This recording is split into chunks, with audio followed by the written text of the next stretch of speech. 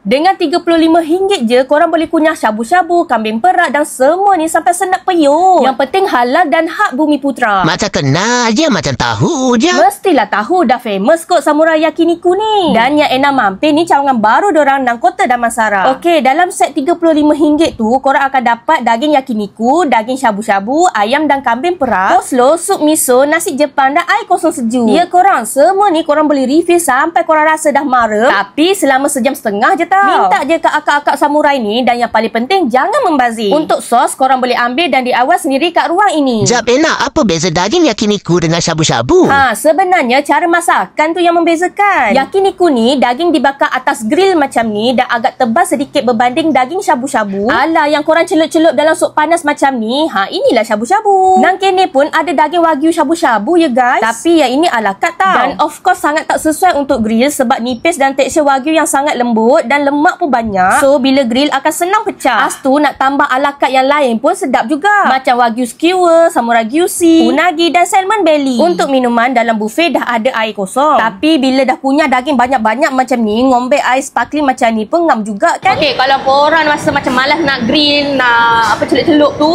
dekat sini pun ada ala kat macam ni. So bagi korang dah muak nak kunyah rendang daging tu, meh kunyah daging kat sini pula. Memang marem weh.